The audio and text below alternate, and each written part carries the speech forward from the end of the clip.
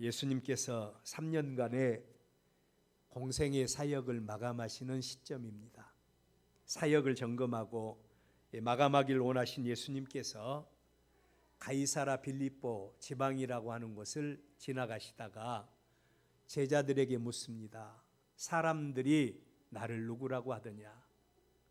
사람들의 반응은 참 중요해요. 사람들이 나를 누구라고 하더냐라고 묻습니다.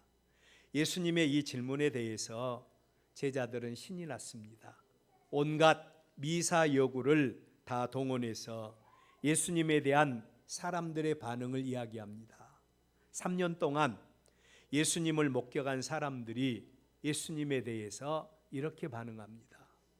예수님이 능력 있게 말씀을 전하는 모습을 바라보면서 사람들의 죄를 책망하는 모습을 바라보면서 예수님을 세례 요한이라고 합니다. 때로는 예수님이 능력 행하는 모습을 바라보면서 엘리야라고도 합니다. 아니, 눈물을 흘리는 예수님을 바라보면서 에레미야라고도 하고 선지자 가운데 한 사람이라고 한다고 하면서 자랑스럽게 예수님에 대해서 사람들의 평가를 이야기합니다. 그런데 정작 사람들의 그러한 평가를 받으신 예수님은 어떤 반응을 보이셨는가? 반색하시면서 사람들이 그렇게 나를 보고 사람들이 그렇게 나에 대해서 인정을 해주더냐? 감사하고 또 이렇게 들뜬 마음을 갖는 것이 아니라 오히려 서운해하시는 반응을 보이십니다. 예수님은 이런 분으로 이 땅에 오시지 않았거든요. 그래서 다시 예수님은 그 곁에서 3년 동안이나 그와 동거동락했고 예수님에 대해서 가장 잘 알고 있는 제자들 향하여 묻습니다. 너희들은 나를 누구라고 하느냐? 너희들은 나를 누구라고 하느냐라고 묻습니다. 예수님의 그러한 질문을 받은 제자들의 반응, 제자들 가운데서 수제자인 시몬 베드로가 거칠 것이 없이 예수님을 향해서 고백하고 있습니다. 예, 주님은, 예, 선생님은 지난 3년 동안 우리에게 보여주셨고 나타내 주셨던 선생님은 그리스도이십니다. 그리스도라고 하는 말은 하나님의 기름 부음을 받고 이 땅에 오신 분이라고 하는 말이에요. 주는 그리스도이십니다. 그리고 살아계신 하나님의 아들입니다 라는 고백을 거침없이 베드로가 했던 것입니다. 시몬의 그 고백을 들으신 예수님은 몹시 흡족해 하십니다. 그리고 그 고백을 한 시몬에게 정색을 하면서 이렇게 말씀하셔요. 너는 이제부터 베드로다. 베드로라고 하는 말은 반석이라고 하는 말입니다. 내가 그 반석 위에, 내가 그 고백 위에 내 교회를 세우겠다. 예수님께서 말씀하신 것입니다. 그렇다면 여러분, 예수님이 나와 우리에게 어떤 분이신가? 나와 여러분에게 예수님이 어떤 분이신가는 매우 중요한 고백이 되는 겁니다. 나에게 있어서, 여러분에게 있어서 예수님은 누구십니까? 여러분에게 예수님이 누구세요?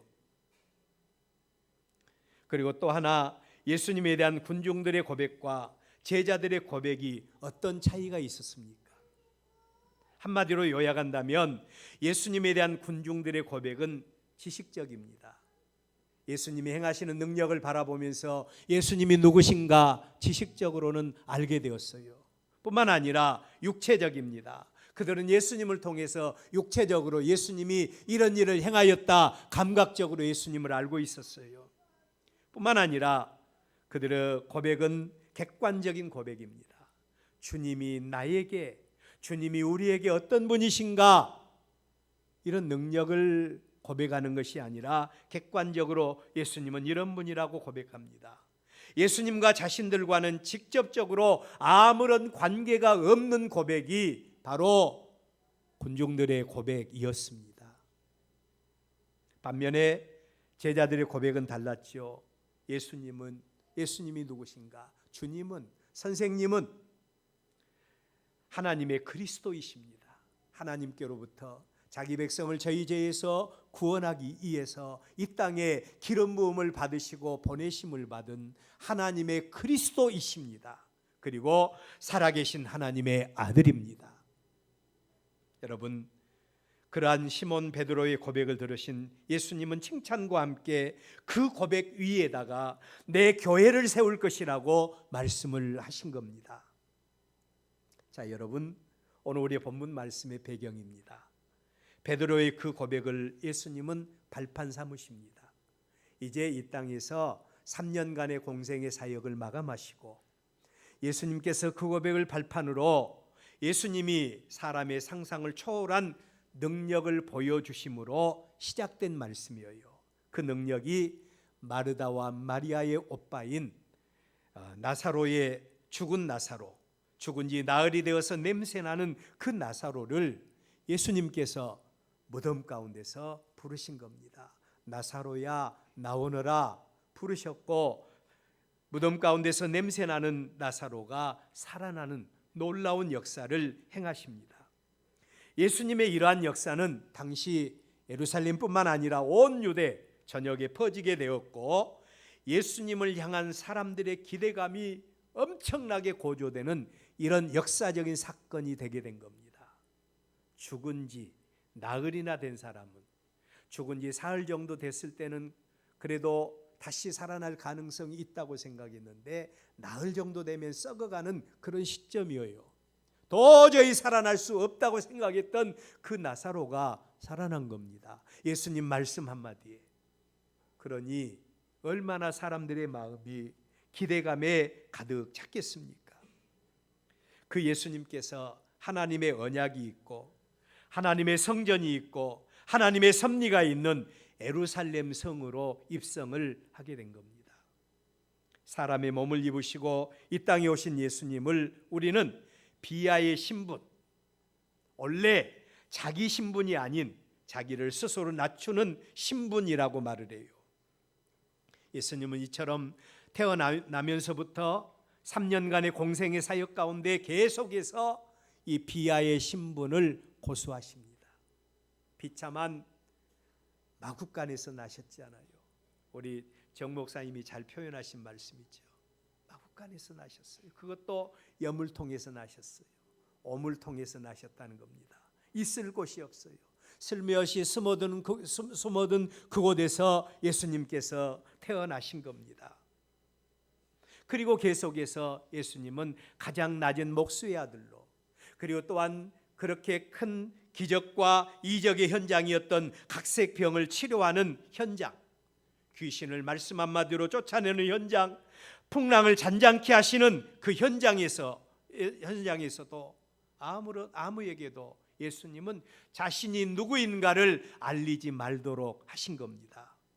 그런데 그 예수님이 오늘 우리의 본문에 드디어 나귀 새끼를 타시고 예루살렘 성에 입성을 하십니다. 여러분, 우리가 아무 곳에서나 기도할 수 있고요, 아무 곳에서나 우리가 하나님께 예배할 수 있지만, 우리 예수님께서 어디를 가신다고요? 3년간의 생애를 마친 다음에 하나님의 성전이 있고 하나님의 언약이 있고 하나님의 축복이 있는 바로 예루살렘 성으로 입성을 하고 있습니다. 하나님의 성전입니다. 우리가 하나님의 성전을 존귀하게 여겨야 할 이유가 여기에 있어요. 하나님의 임재가 함께하리라고 약속했던 이 성전이 얼마나 귀한 곳인지 모릅니다. 여러분, 비하의 신분이 아닌 이제는 승기의 신분, 원래 자기의 모습인 왕의 신분으로 예수님께서 예루살렘 성에 입성을 하고 계세요. 여러분, 원래 예수님의 모습이 어떤 모습입니까? 예수님은 창조의 주인이셨어요. 태초에 하나님이 천지를 창조하시니라 그 자리에 예수님이 계셨어요. 뿐만 아니라 예수님은 만왕의 왕이시고 죄에 대한 심판의 주인이십니다. 오늘 우리의 본문이 바로 그 예수님의 모습을 구체적으로 보여주고 있습니다. 왕이신 예수님 앞에 세상의 그 어떤 세력도, 왕이신 예수님 앞에 세상의 그 어떤 힘과 어떤 권력도, 세상의 그 어떤 저주와 고통도 감히 고개도 들 수 없는 정도의 권위를 가지시고 예수님께서 예루살렘 성에 입성을 하십니다. 그 예수님께서 승리의 왕으로 마치 모든 전쟁을 마친 개선 장군의 모습으로 예루살렘 성에 입성을 하고 계세요. 제자들을 비롯한 모든 사람들이 그 예수님께서 가시는 그 길에 겉옷을 깔고 종려나무 가지를 꺾어 흔들면서 호산나 다윗의 자손이여 우리를 불쌍히 여기시고 우리를 구원해 달라고 외치는 모습인 겁니다. 그 예수님 앞에 나온 군중들의 모습은 죄의 형벌로 인해서 비참한 저주 가운데 있는 그런 모습이에요. 이런 자들이 은혜를 기다리는 모습입니다.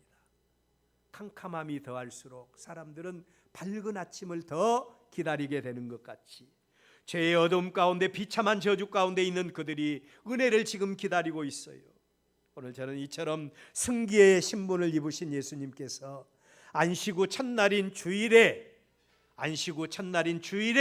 어떤 모습으로 하나님 나라의 왕으로서 백성들 앞에 나타나고 계시는가 생각하면서 승기의 신분을 입으신 예수님, 그리고 그 모습은 어떤 분인가에 대해서 오늘 하나님의 말씀을 드리려고 그래요.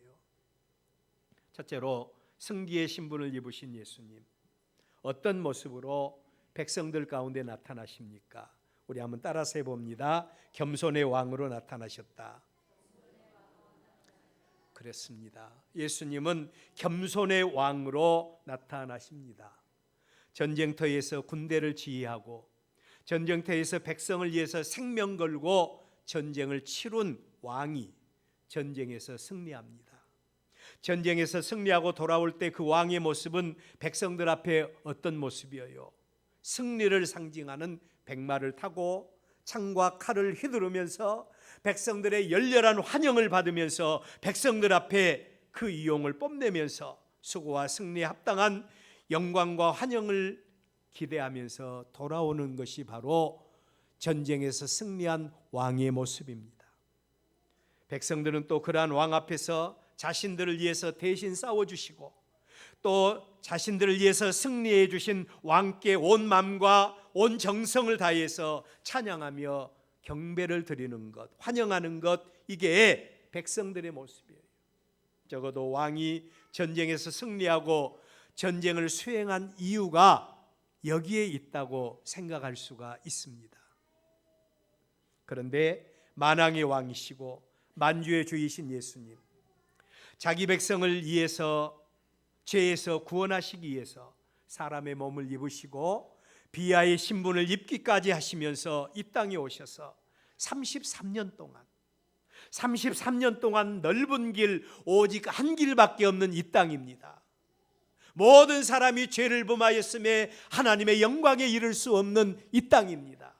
소망이 없어요. 다 같이 멸망길을 향하는 이 땅의 좁은 길, 생명과 구원의 길을 선포하시고 죄의 권세를 깨뜨리시며 승리의 역사를 보여주셨던 그 예수님께서 이제 승기의 신분을 입으시고 예루살렘 하나님의 언약이 있고 하나님의 생명과 축복이 있는 약속된 구별된 땅, 그의 택한 백성들이 살고 있는 그 땅으로 들어오고 계신 겁니다.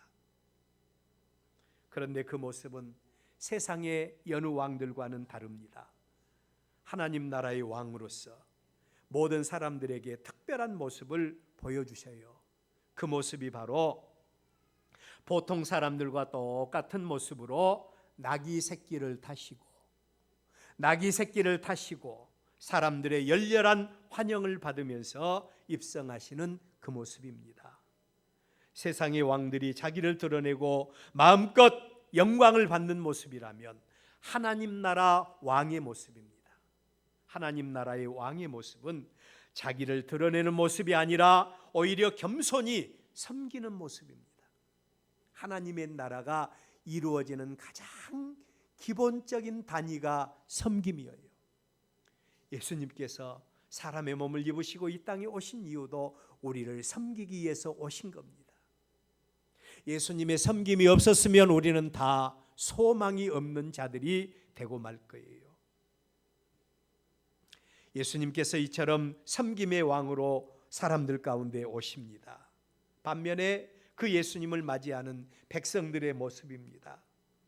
그들은 한결같이 옷을 벗어서 길 위에 다 펴놓습니다. 이 의미가 있어요. 왜 백성들이 옷을 벗어서, 자기의 겉옷을 벗어서 길 위에 펼 수가 있습니까? 이 의미는요, 오직 예수님밖에 우리의 소망이 없습니다 라고 하는 표시가 옷을 벗고 길 위에 까는 그런 행위라고 그럽니다. 왕위에 즉위하는 자에 대한 존경과 환영을 상징적으로 나타내는 모습이 바로 이 모습이라고 그럽니다. 여러분, 예수님이 우리의 왕이시라고 고백합니다. 하나님이 우리의 왕이시라고 고백합니다. 여러분에게 하나님은 어떤 왕이십니까? 여기 예수님께서 승기의 신분을 입으시고 예루살렘 성에 입성하실 때에 백성들은 겉옷을 폈습니다. 우리의 소망이 예수님밖에 없습니다. 우리의 구원이 예수님밖에 없습니다. 예수님께 우리의 모든 소망을 드립니다. 이런 고백이 여러분에게 계십니까? 이는 이 땅에서 3년간의 공생의 사역을 마감하신 예수님에 대한 백성들의 고백이기도 했습니다. 3년 동안 예수님이 보여주신 왕이신 예수님의 모습이 어떤 모습이에요? 병든 자를 치료해 주셨습니다. 귀신을 쫓아냈습니다. 모든 자연의 재해를 우리 주님께서 말씀 한마디로 다 극복하게 하셨습니다. 죽은 자를 살리셨어요. 이런 예수님을 바라보면서 백성들의 기대감은, 야, 이분이야말로, 이분이 우리의 메시아요, 이분이 우리의 왕이 되신다면 얼마나 좋겠는가, 그런 기대감이 있었기에 그들은 다 겉옷을 벗고 예수님을 환영합니다. 동일한 사건을 묘사한 마태와 마가는 많은 사람들이 겉옷을 펼쳤을 뿐만 아니라 나뭇가지를 베어서 길에 펼쳤다고 말을 합니다. 여기에 기록된 나무는 은총과 고결함을 상징하는 그런 나무라고 합니다. 이 세상의 왕이 아닌 하나님 나라의 왕으로서 예수님은 백말이 아닌 나귀 새끼를 타고 그 백성들 가운데 나타나십니다. 겸손과 섬김의 왕으로 예루살렘 백성들 앞에 입성하신 예수님의 모습이 그 모습이에요. 그럼에도 불구하고 백성들의 기대감은 다르죠. 세상적인 개념으로 왕이신 예수님을 백성들은 영접하고 있습니다. 여기서 우리는 하나님 나라의 왕에 대한 개념, 세상의 개념과 또 하나님 나라의 왕으로서 예수님의 생각과 엇박자를 이루는 그런 모습을 바라볼 수가 있습니다. 우리도 마찬가지죠. 하나님이 하나님의 거룩한 백성으로 우리에게 하나님을 나타내시기를 원하시고, 하나님의 거룩한 백성으로 우리가 서기를 원하시는 하나님의 마음과 하나님을 믿고 하나님을 왕으로 모시고 하나님의 거룩한 백성으로 사는 우리의 기대감은 여기 이스라엘 백성들의 모습과 우리의 모습이 아마 다를 것이 하나도 없다고 생각을 합니다. 그런데 이러한 괴리감 때문에 훗날 예루살렘 성 하나님의 백성이라고 하는 유대인, 예수님을 그들의 왕으로 영접한 자들이 오히려 예수님이 그들의 마음에 들지 않자, 그들의 마음에 차지 아니하자 어떻게 예수님을 대적합니까? 예수님을 십자가에 못 박으라고 외치는 자가 되어버립니다. 예수 그리스도 안에서 거듭난 하나님의 거룩한 백성이 이 종려주일에 우리가 만나야 할 예수님의 모습은, 왕이신 예수님의 모습이 어떤 모습입니까? 겸손과 섬김의 왕으로 우리에게 오신 예수 그리스도를 만날 수 있는 저와 여러분들이 될 수 있기를 바랍니다. 하나님 나라는 겸손과 섬김을 통해서 이루어진 것입니다. 사람의 외모를 보고 판단하지 말라고 하시죠. 예수님의 동생 야고보는 사람들이 허름한 옷을 입고 있으면 아무렇게나 취급해도 상관이 없고, 좋은 옷, 부자가 하나님 앞에 나오면 높은 자리에 앉으라고 하면서 차별 대우하라고 말하지 않아요. 모든 사람들은 다 하나님 앞에서 한 영혼들입니다. 오늘 저와 여러분이 승기의 신분을 입으시고 이 땅에 오신 예수님께 종려주일에 꼭 배워야 될 하나님 나라 백성의 자세가 있다면 겸손과 섬김이라는 사실을 기억할 수 있기를 바랍니다. 두 번째로 종려주일에 우리가 만나야 할 예수님의 모습입니다. 그 모습은 사랑의 왕이십니다. 사람들은 지난 3년 동안 예수님께서 행하신 일들에 대해서 열광합니다. 그리고 지금 그들이 처한 형편과 처지는 그 어느 때보다도 고통과 괴로움 가운데 있는 모습이에요. 억압과 착취가 절정에 달하 있는 때가 바로 예수님께서 예루살렘 성의 왕으로 입성하시는 그 때였습니다. 여러분, 성경을 보면요, 하나님 나라가 임하게 되는 때, 하나님께서 그 백성들에게 관계해 주시는 때가 있습니다. 그 때가 언제인고 하니 고통이 극에 달하 있을 때, 이스라엘 백성들의 신음소리가 하나님의 보좌에 상달되어질 때, 그때에 하나님께서 이스라엘 백성들에게 관계해 주세요. 말세에는 고통하는 때가 이르게 된다고 합니다. 죄와 악이 극에 달하고 있을 때에 모든 사람들이 다 같이 고통당하는 때가 이르렀을 때에 이 땅에 하나님의 심판의 역사가 임하는 때가 된다고 성경은 말합니다. 하나님의 구원과 하나님의 심판이 이르게 된다는 거예요. 예수님 당시에 예루살렘과 온 유대 백성들이 처한 형편과 처지가 바로 그러한 때라고 생각합니다. 로마 당국자들의 억압과 착취, 하나님의 백성으로서의 구겨진 자존감, 죄의 심판으로 이어진 온갖 질병과 고통 가운데 하루하루를 견디면서 살고 있는 그들입니다. 그런데 그들에게 예수님이 나타나신 겁니다. 여러분, 우리가 하나님을 만나는 때가 언제예요? 우리가 평안하고 모든 일이 형통하고 안정한 때에 우리가 예수님 만납니까? 이런 사람들은요, 예수님을 멀찍이 따를 수밖에 없어요. 예수님 아니라도 우리는 의지할 것이 너무나 많이 있다고 생각하며 주님과 나와의 사이 그 어떤 벽이 가로막힐 수가 있는 겁니다. 그러나 고통스럽고 그리고 또한 여러 가지 괴로움과 여러 가지 염려와 근심과 걱정이 찌들어 있을 때, 하나님의 은혜가 없이는 살 수 없는 이런 때가 우리 인생 가운데 있을 수 있지 않아요? 그럴 때 우리는 주님을 더 갈망하는 것이에요. 그래서 하나님께서도 우리 인생 가운데 종종 이런 삶을 우리에게 허락하시기도 합니다. 이스라엘 백성들에게 예수님의 존재는 희망 자체였습니다. 그랬기에 그들이 그 예수님을 바라보면서 열광한 것입니다. 이 예수님이야말로 우리를 억압과 착취와 괴로움과 고통과 질병 가운데서 구원해 줄 수 있는 유일한 우리의 왕이시라고 예수님을 향하여 열망하게 된 겁니다. 그런데 정작 승기의 신분을 입으신 예수님은 그가 지금부터 가야 할 길이 어떤 길인가를 누구보다 더 잘 알고 있었어요. 그 길을 예수님은 신적인 능력으로 바라보고 계십니다. 만약에 예수님이 범죄 타락한 사람들이 가지고 있던 개념과 같이 이기주의, 자기중심적인 개념을 가지고 있었다면 예수님은 어떤 길을 선택했을까요? 당연히 예수님은 영광의 길을 선택했을 겁니다. 부귀와 영화가 있는 길을 선택했을 겁니다. 많은 사람들에게 환영받는 길을 선택했을 거예요. 기억하십시오. 예수님은 능치 못할 일이 없는 분이라는 사실입니다. 사단 마귀가 속삭이듯이 돌을 떡으로 만들 수 있는 능력을 가지신 분이 예수님이셔요. 마귀에게 절망하면 천하 만국의 영광도 소유할 수 있는 유일한 분이 바로 예수님이셔요. 예수님도 그러한 자신을 누구보다 더 잘 알고 있었습니다.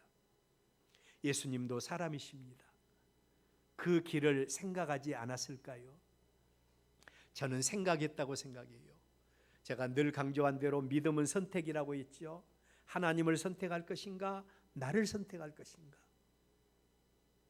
하나님을 선택할 것인가, 나를 선택할 것인가, 하나님의 뜻대로 살 것인가, 내 방법대로 살 것인가? 이건 선택입니다. 그리고 선택의 열매가 믿음인 거예요. 예수님도 마찬가지였어요. 돌을 떡덩이가 될 수도 있게 하고, 마귀에게 절하면 천하 만국의 영광도 누릴 수가 있고, 예수님의 능력이라면 이 세상의 그 어떤 왕보다도 걸출한 왕이 될 수 있는 능력을 가지신 분이 예수님 아니십니까? 그랬기에 예수님은 거기에 대한 유혹도 상당했습니다. 그 증거가 베드로를 비롯한 제자들이 예수님께서 앞으로 고난당하시고 십자가의 죽음의 길에 대해서 예언을 했을 때 예수님의 제자들이 예수님께 대해서 말하기를 절대로 그런 일이 없을 겁니다. 왜냐하면 우리가 예수님을 지켜드리겠습니다. 우리가 하나님의 교회를 세우겠습니다. 이 말하고 똑같아요. 우리가 지키겠습니다. 예수님의 반응을 보십시오. 뭐라고 반응합니까? 사탄아 물러가라고 말합니다. 너희들은 나를 무너지게 하는 자라고 말하고 있어요. 예수님의 인간적인 모습을 보여주는 말씀인 겁니다. 그 예수님이 하나님 나라 왕으로서 가셔야 할 길이 십자가의 길입니다. 그 길을 잘 알고 계신 예수님, 어떤 선택을 하셨습니까? 나라면, 우리라면 당연히 영광의 길, 부귀와 영화가 있는 길을 우리는 선택했을 거예요. 그러나 이 길은 육체의 길입니다. 이 길은 세상적인 길이에요. 그 길을 마다하시고 예수님은 십자가 사망의 길을 선택하십니다. 그 이유가 뭘까요? 사랑 때문이었죠. 사랑 때문입니다. 허물과 죄로 영원히 멸망당할 인생들을 바라보신 예수님께서 우리의 구원을 위한 사랑의 반응으로 십자가 대속의 길을 선택하신 겁니다. 예수님의 그 사랑이 아니었다면 우리 모두는 어떤 구원의 소망도 가질 수가 없을 거예요. 믿음은 선택이라고 했죠. 오늘도 우리 성도들 가운데 이 선택의 기준이 세상에 있는 분들, 또 아니면 또 어쩔 수 없는 상황이기도 했지만 하나님 앞에 나오지 못한 분들도 계시죠. 그러나 또 우리의 선택의 기준이 도저히 할 수 없지만, 그러나 오늘이 종려주일 아닌가? 오늘이 또 지나면 고난주간이 이어지지 않는가? 예수님의 그 고난이 우리를 위한 고난이 아닌가? 그러면서 우리가 어쩔 수 없는 상황이 있었음에도 불구하고 하나님 중심의 선택을 하신 여러분이라고 한다면 여러분은 믿음의 길을 선택한 것입니다. 하나님이 여러분에게 영광을 받으실 줄로 믿습니다. 예수님이 바로 그 길을 선택한 거예요. 영광의 길마다 하시고 부귀와 영화의 길마다 하시고 이 세상에서 육신적으로 보상받을 수 있는 모든 조건들이 다 있었음에도 불구하고 마다하시고 예수님은 십자가의 길을 선택하십니다. 그 길이 하나님이 원하시는 길이었고 그 길이 사랑의 길이었기 때문입니다. 오늘 우리 종려주일에 예수님의 그 사랑을 배울 수 있기를 바랍니다. 구체적인 사랑의 실천을 다짐하는 우리가 되어질 수 있기를 바랍니다. 늘 저에게 전화로도 오고 아니면 또 우리가 기독교 방송이나 이런 걸 청취하다 보면, 시청하다 보면 아마 우리의 도움을 필요로 하는 이웃들이 너무나 많은 것을 볼 수 있죠. 죄악 가운데서 방황하고 있는 영혼들이 보이지 않습니까? 그들을 바라보며 주님의 사랑을 나타낼 수 있는 여러분들 되시기를 주의 이름으로 축원합니다. 이게 바로 주님의 종려주일을 맞이해서 우리가 배워야 될 주님의 모습인 겁니다. 하나님 나라의 완성은 겸손과 섬김과 사랑을 통해서 이루어지는 것입니다. 마지막으로 승리하신 예수님께서 보여주신 본은 우리 한번 따라서 해볼까요? 순종의 본이십니다. 승리하신 예수님께서 보여주신 본은 순종의 본입니다. 승리의 신분을 입으신 예수님은 앞으로 그의 나라를 위해서 그가 감당해야 될 일이 어떤 일인가를 누구보다 더 잘 알고 있었어요. 그 길은 철저하게 사람들에게 외면을 당하는 길입니다. 사람들에게 외면을 당하는 길이어요. 예수님은 하나님 아버지로부터 그 일에 대한 사명을 가지시고 이 땅에 오신 분이십니다. 그 증거로 예루살렘 성에 도착하신 예수님, 그렇게 많은 사람들의 열렬한 환영을 받았음에도 사람 편에 서지 아니하고 하나님 편에 서서 맨 처음에 하신 일이 하나님의 성전에 들어가서 성전을 청결케 하는 일을 행하십니다. 사람과 사람 사이에서 이권으로 연결된 성전에서 장사하던 장사치들, 누이 좋고 매부 좋고 하다는 말이 있듯이 성전의 지도자들과 연결된 이들, 그래서 성전에서 장사해서 팔아서 성전의 지도자들에게도 성전의 지도자들에게도 주고 자기들도 이익을 추구하면서 살았던 이들, 그런데 그들을 성전에서 쫓아낸 겁니다. 하나님의 권세, 하나님 나라의 왕의 권세가 아니고는 할 수 없는 그 일을 예수님이 행하시는 겁니다. 여러분, 대세를 거스린다는 것 같이 어려운 일이 없지요. 다른 사람들은 다 이쪽으로 쏠리는데 나는 아니다, 그 길은 잘못된 길이다 하면서 이 길로 가려고 하면 누가 좋아할 사람이 있겠습니까? 대세를 거스른다는 것은 어려운 일입니다.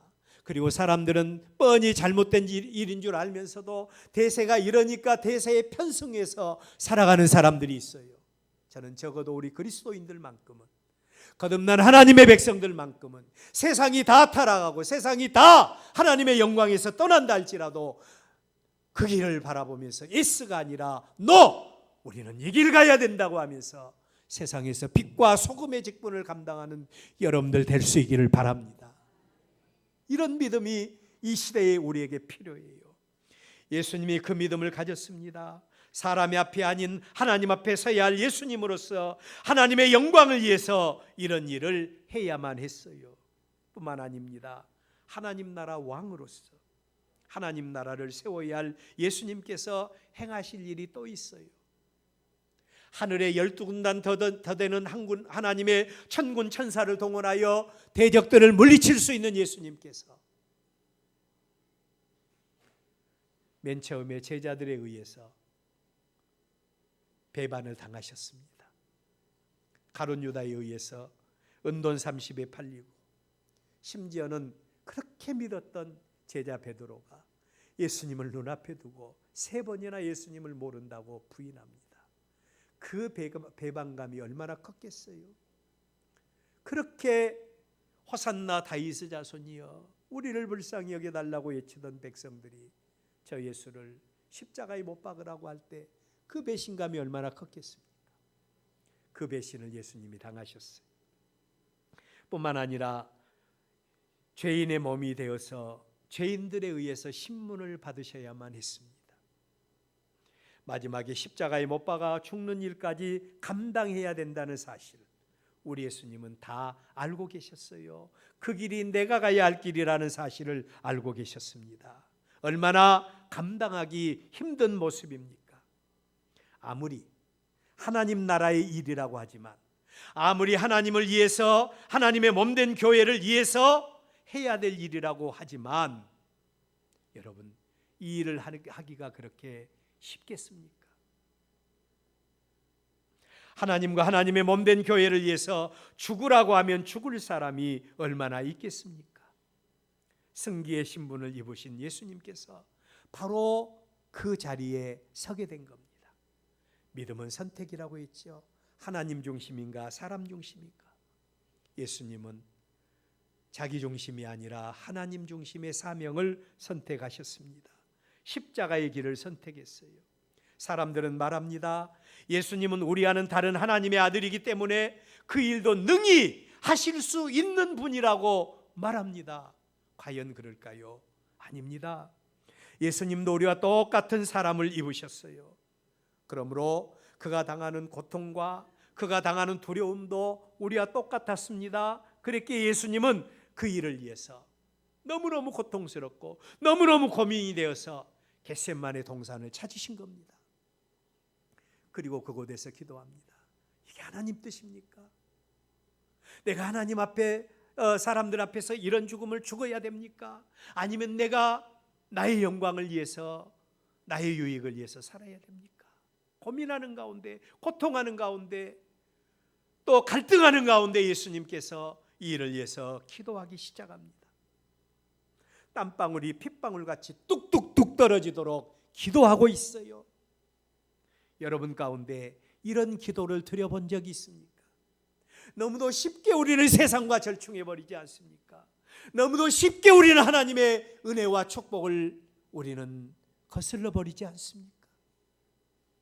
여러분, 적어도 이런 고민과 이런 갈등과 이런 괴로움 속에서 하나님 앞에 눈물의 기도를 드리면서 땀방울이 뚝뚝뚝 떨어지면서 드리는 이런 기도가 우리에게 있어야 할 줄로 믿습니다. 그리고 아버지의 뜻이 무엇인가를 알았을 때 죽기까지 순종하는 믿음의 본을 보여줄 수 있는 우리가 되어져야 합니다. 예수님께서 그 믿음의 본을 보이셨어요. 하나님 나라의 완성은 순종입니다. 순종을 통해서 하나님 나라가 완성이 되어집니다. 예수님의 순종이 아니었으면 하나님의 나라는 완성되지 않습니다. 그 모든 일들이 이 주간에 이루어졌어요. 종려주일 후에 고난주간에 이 예수님을 우리는 묵상해야 됩니다. 예수님이 행하신 일들을 바라보고 그 은혜에 동참하는 우리가 되어져야 됩니다. 주님의 종려주일에 영광의 왕을 입으시고 승리의 신분을 입으신 예수님께서 겸손과 섬김의 왕으로, 그리고 또 사랑의 왕으로 우리의 죄를 대신해서 십자가에 못 박아 죽으시는 그 길을 선택하신 사랑의 왕으로, 그리고 갈등과 고민 속에서도 하나님의 뜻을 이루어드리기 위해서 끝까지 순종했던 주님의 순종을 배우면서 우리도 주님의 거룩한 백성으로 능력 있는 성도의 삶을 살아가는 저와 여러분들 되시기를 주의 이름으로 축원합니다.